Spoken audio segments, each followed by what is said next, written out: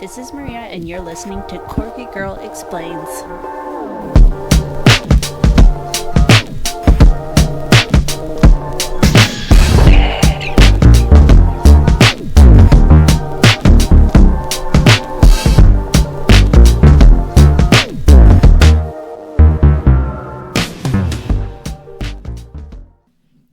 Hi, everyone. This is Maria, and sitting across from me is Michael. Say hi, Michael.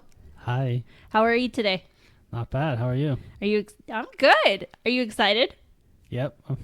Are you ready for this episode? Oh, yeah.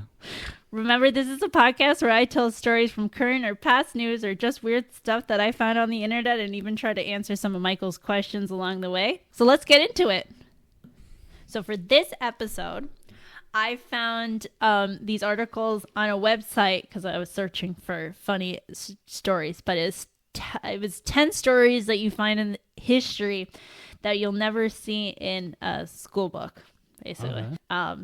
So these are just a few of them. I'm not gonna list all 10 because that'd be insane. Okay. So the first one is in 1820, John Quincy Adams approved an expedition to the center of the Earth. Really? Yeah. So the proposal was made by an American Army officer named John Clive Simmons Jr., who apparently his dad wasn't named John. It was his uncle. I found that interesting. Okay. He was touring the country giving lectures about his theory about hollow Earth. People actually believed him? There's a following. I was actually shocked the amount of information of just people blurring out whatever theory they had, but there's quite a bit. Like, he's not the first one who's talked about hollow Earth, and he's definitely not the last. There's websites. It's kind of scary. Wow. All right. But he believed that the Earth was made of several spheres and that were opened in the North and South Pole that he could use to get inside the Earth and explore the hollow interior. So his plan was to take 100 men to the Arctic using sleds pulled by reindeer to travel to the North Pole and enter into the Earth. What? Where's he gonna get these reindeers? So I Googled it. There are actually no reindeer in the North Pole, but there are some in the Arctic. There's quite a bit of different species of reindeers around. Really? That's another thing I didn't realize. Me either. I was shocked. I was like, okay, you learned something. He also believed that there could be a race of people living inside the Earth, which he's also not the first one to think that. And his plan was to trade with these people. Now, so he thinks that there's people living in the center of the Earth. Yeah, that don't get out or anything. What makes him think that these people are are nice and not crazy and are going to be able to are going to welcome him and not kill him? You know what's funny though? I thought about that too, and I was like, well, what made them stop trying to get to North America? So really, this was just another place that they could just do what they've planned on doing with, right? So yeah, crazy idea. Who knows? They could have had magical powers or something. Yeah. To control the what do you call it?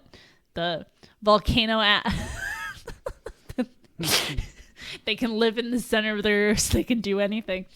Did he know what the center of the Earth looked like? Because as we know, it's like molten lava. He believed it was completely hollow. I don't know where this lava showed up from. Maybe he thought maybe one of the layers was just covered filled with the stuff that he can just walk through it. I don't know, but yeah, you think I don't know what kind of education he's had, but you learned based on what you learned in elementary school of all the facts around it, and now you're thinking wait a minute, do you not know this? Yeah. Because that would just immediately change. no, that's not true. There's no such thing as a hollow earth. Like, why would you believe that? But then you can then turn around, and most of these people that believe in hollow earth are conspiracy theories. So they're like, well, what they taught you in elementary school is complete BS. And it's like, okay, no. Yeah. So like, you don't know what their brains are like. Did he think like the government's behind it? Yeah, basically, I guess. I don't know. But then keep in mind, so the John Quincy Adams said yes. He wanted 100 plus guys to go on sleds to the North Pole and to enter into and to enter into the hollow earth. So somebody from the government believed him. Now, he was supposed to find an entrance to at the North Pole. Yeah. Did he know where exactly, or did he was just gonna go there and start walking around? I don't look know. For this entrance. This is all things that are interesting. How like we can actually like go into like ask all these 1,000,001 questions, but like to him, he probably thought it was. Do you think he was actually trying to find Santa's workshop at the North Pole? Was it just an excuse to go there? He wanted to see Santa. Yeah. Was Santa even? That's something I need to research too. Was Santa even a like? Yeah, I'm sure one. In 1820. Ooh, 1820. That's a good question. Because isn't he technically like no, because Saint Nicholas. Saint Nicholas was definitely before. Yeah, it was before 1800s. Yeah, but was it like was it like something that everybody believed in? Santa. Yeah. We can. That's something I need to research. And then we can talk about the Look next at all episode. the things we need. So obviously this didn't happen. Okay. Once Adams' term ended in office, it was Andrew Jackson became president, and he was like, "I'm not having this." No. He actually had a brain and said, "I don't think this is a good idea." You guys are idiots. Get out of my face. I don't want to deal with you. And then John Clive Simpsons Jr. died in 1829 at the age of 48. So it was actually not that much longer until he passed, which I don't know how he died, but I don't think he got there, unfortunately. Yeah. But yeah, it's kind of sad because it's one of those things that you're just like, kind of hope that this came in a good story because you're like, oh, well, I kind of want to see if he actually tried to get there, but I don't think he did. Yeah. So this story, I actually have heard this story before, so I don't let me know if you know this. All right. So this is the dancing plague of 1518. Dancing? I don't think I've heard this one. So in 1518, in the Roman city of Strasbourg, France, I hope I said that word, hundreds of people came down with the dancing mayhem, where they danced for days on end and seemed unable to stop. Some of the dancers kept going until they died of exhaustion, stroke, and heart attacks. Wow, that's crazy. Yeah, I know. Is it for any particular reason? See, nobody knows. And this wasn't the only case that people were affected by dancing mayhem. There were a number of outbreaks that happened in Europe between 14th century and 16th century. Medical historians say it was likely a form of mass hysteria caused by extreme stress combined with the belief that they were being forced to dance. Wow.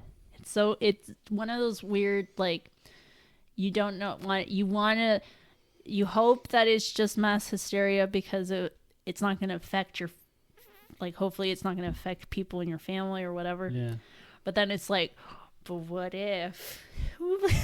Yeah, it's weird because I know that, like, when the plague was around, people would, like, dance to, like, because they thought the plague was, like, evil or something. And they would, so they were trying to stop the plague. Yeah, so they danced around fires or whatever. Oh, you thought it was like a ritual? Yeah. No, this was like complete opposite. This was the plague. And how did this start? Somebody just started dancing just because? See, I don't think they know that much into it. Like, one of the theories was that it was patron saint was cursing people to force them to dance. Other people thought it was I looked into, they thought it was like witchcraft or someone was cursing people. Yeah. But then it's like, well, who's cursing like 100 people, hundreds of people? So Was this just in one place or many different towns? so the one story in Strasbourg, there was about 400 people. So I don't know if that's the biggest one, but it definitely wasn't the only town that was affected by this. Wow. That's why they thought it was some kind of weird plague where it was just like a maybe body spasm or whatever. But Yeah. no one knew exactly what was involved. But officials tried to help. They assumed by helping that they were gonna try to stop them by letting them dance it off, and like hopefully they even had like professional dancers get involved so that they can like help them. So they encouraged this dancing. They encouraged it because they thought that, oh, maybe they just get it out of their system and then they're fine. But the fact that people like died from exhaustion and heart attacks and like physically harmed themselves until they legit collapsed. Weird. It's just one of those things where you're just like, what was going on? My assumption was people getting into their heads like, oh, if they dance, I can feel it. Like, you know how like when it's like when someone yawns, then you yawn. You weren't tired until you saw the person yawn. Or if someone says like, oh, I feel like I just got like the head's itchy, my head's itchy, whatever, and then all of a sudden you have just like scratch your head. So, oh, I'm gonna dance until I die because that person is dancing and his feet are bleeding. It's kind of like one of those. That's weird. Crazy. Yeah. So this third story is story in 1921, a 15-year-old former emperor of China, Puyi, decided he wanted to have a phone installed in the palace for his personal use. So back then, it was for like, phones were just for like rich people, the rich and powerful, whatever. Yep. So for him, he's an emperor. Yeah, but for some reason he hadn't had a phone installed in the palace. So phones are obviously, they were invented in 1877 or 76. So with Puyi, he was the last emperor of China. He lost his title when the empire was abolished in 1912. So he was like little. Oh, he was the last person. He was the last one, yeah. And the only reason he was still living in the palace is because he was like a symbolic leader. Because I guess they still wanted him around, but not really like in charge with anything. Okay. Yeah. And his father, I know for sure. I don't know if his mom was still like there. I'm assuming so, but like basically they were trying to tell him, no, we don't want you to get a phone. They didn't want him to have a connection to the outside world that they couldn't get a hold. Like they couldn't. Oh, so they wanted to like control him. They wanted to be able to, They didn't want him to get influenced by the wrong people. They even tried to get his dad to like tell him no. Mm-hmm.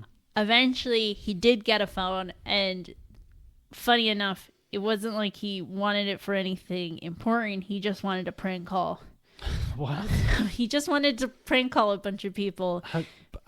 How did he even know what prank calling was? See, I don't know. Maybe the tutors were actually like telling him funny stories or something, but he basically would just get like the phone book that he had, and he would like, he called like a famous opera singer that was like in town, and he would just giggle and then hang up. So it wasn't like he was doing anything. It wasn't even a clever prank call. No. Another thing he would do with the phone book was that he actually would like order food from like a restaurant and send it to somebody else's house. Oh, they were able to order food from the telephone back then? I'm assuming that he could order food from like anywhere, and then they would just go to the palace or something. Like, I'm surprised. Well, I guess he wouldn't have been able to back then, but yeah, I guess they could do delivery service, because that's what one of the things that was in the article. Wow. Yeah, call restaurants That's and to like- random addresses. My only thing is then, what if someone was poor? They just got food. Oh, here's the bill. Uh-huh. I don't think he understood that, but or he just didn't care. So he used to call and say, "Okay, bring it to my house," and then they would go to some random person's house. Yeah, That was it. Okay. yeah. Wow, that's He was eventually like, it didn't take that long. He ended up getting kicked out, and he was a refugee in I don't know how you say Tinagene. so he was the emperor. He went from being the emperor to a refugee. Yep, in a different country. I think because he Oh. got involved. I don't know if the phone was involved, but he did get involved with like people that were against the government or something. Yeah. Well, it's funny. You know, I wonder, would that then be considered the first prank call? Because you said it was back in 1912. No, 1921. 1921. And he was making prank calls. So would that be like the first prank call? I don't know, because it was. Phones were like so new. And only Well, certain if it people came had out in 1877, they must have been somebody that's something we need to look up. them. Oh, that's something we can look it up. Yeah. And then we can kind of talk about it the next episode. Yeah, next Okay. episode. Yeah. Okay, we'll do that. Yeah, we gotta look at it. So, the last story is from 1950s during the Korean War. So, some U.S. Marines ran out of mortar rounds, so they used the radio to ask for more ammo. But when they made their request, the soldiers used the code word for mortar shells as Tootsie Rolls. So it was one of their, I guess, so that the other guy didn't hear what they were asking for. They didn't know. Yeah. So I guess the person that was actually listening to the radio took this literally and airdropped actual Tootsie Rolls. What? Okay, wait. So they ran out of basically bullets. Basically, yeah. Bullets, and they had the code word was Tootsie Rolls. Yeah. So they asked for Tootsie Rolls, and the guy actually thought they meant literal Tootsie Rolls. They're like, "Oh, okay." But isn't that kind of stupid? Because like, even if you hear Tootsie Rolls and you don't know about the code, would you then not ask, "Hey, that doesn't sound right. Why would they want candy during war?" Yeah, are you having a stroke? Is everything okay? Why didn't he ask anybody? Hey, did I hear this right? Should we bring people over to make sure that they're alive? They're okay. Yeah. Yeah, basically. So, this is actually a good thing though.